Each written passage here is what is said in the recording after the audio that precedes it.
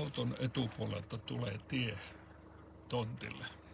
Tässä on kuva yläpihasta, jossa saa vaikka kuorma-auton käännettyä.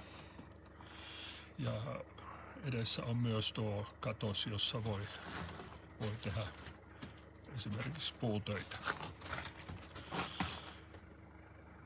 Ja alhaalla on lisää pihaa, joka kantaa kyllä kuorma-autonkin.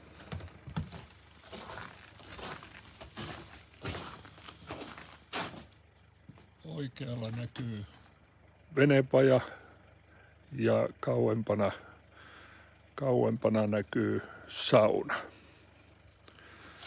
Ja olemme parhaillaan terassilla.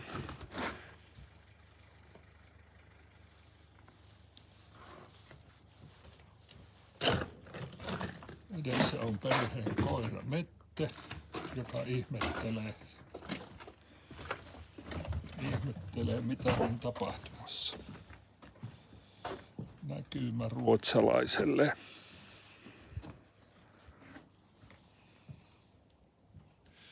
Paikka on hyvin aurinkoinen.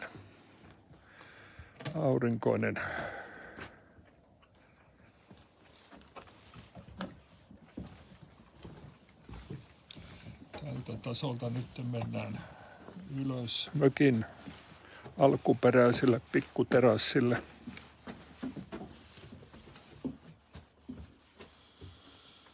Tämän terassin voisi ehkä hyödyntää ja laajentaa vaikka mökin sisätilaa. Nyt astutaan sisään keittiöön. Keittiö on pieni ja ahdas. Ja tämän tilan voisi ehkä hyödyntää, jos keittiön saisi vaikka tonne osaksi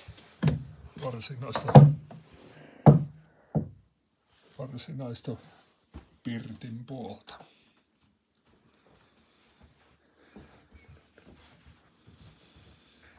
Ehkä ovi näiltä main tonne auton luo voisi helpottaa tänne kulkua.